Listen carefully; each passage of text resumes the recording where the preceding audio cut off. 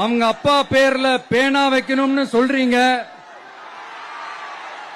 எல்லா இடத்துக்கும் அவங்க அப்பா பேரை வைக்கிறீங்க. சாரி, உங்க அப்பா பேரை வைக்கிறீங்க. ஆனா உங்க அப்பா பிறந்த இந்த திருவாரூர் மாவட்டத்தில் ஒரு அடிப்படை சாலை வசதி கூட சரியா இல்லையா சார்?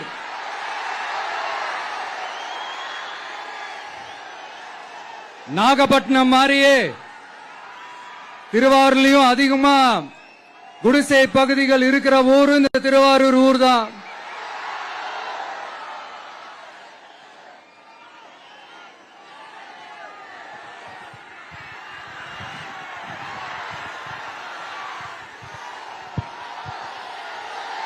நண்பா, உன்னதான் கேக்குறேன், இங்க இருக்கிற யூனிவர்சிட்டியில எல்லா டிபார்ட்மெண்ட்ஸும் இருக்கு இருக்காதே?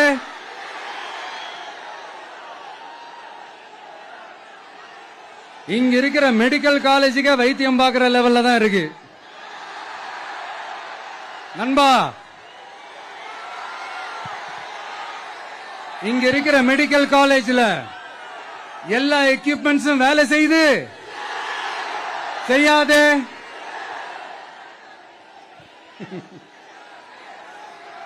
திருவாரூர் ஒரு மாவட்டத்தோட தலைநகர். ஆனா திருவாரூர் பஸ் ஸ்டாண்டுக்கு NHல இருந்து சரியா ஒரு ரோடு இருக்காதே? கும்பகோணம், ஜெயங்கொண்டம், விருதாச்சலம், நீட்டாங்கலத்திற்கு புதிய ரயில் பாதை அமைக்கணும் என்ற கோரிக்கை 50 வருஷமா நிறைவேறாம இருக்கு. இந்த மாவட்டத்தில் ஒரு மந்திரி ஒருத்தர் இருக்கிறார். அவரோட வேலை என்னன்னு தெரியுமா?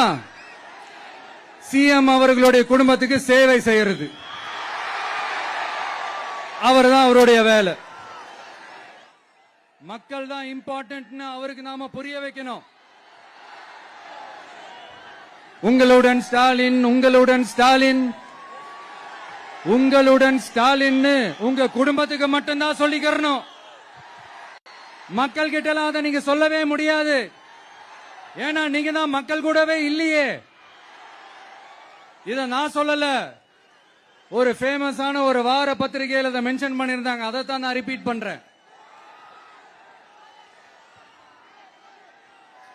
அப்புறம் இன்னொரு முக்கியமான ஒரு விஷயம், நம்ம இந்த டெல்டா பகுதியில் இருக்கிற விவசாயிங்க ஒரு கொடுமையா ஒண்ணு அனுபவிச்சுட்டு இருக்கிறாங்க. அந்த புகார் ஒண்ணு வந்தது.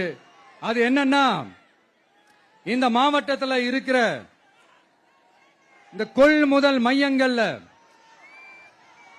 இந்த நெல்லை ஏத்தி இறக்கிறதுக்கு, அதாவது லோடிங் அண்ட் அன்லோடிங், அதுக்கு ஒரு 40 கிலோ மூட்டைக்கு 40 ரூபா கமிஷன் வாங்குறாங்களாம்.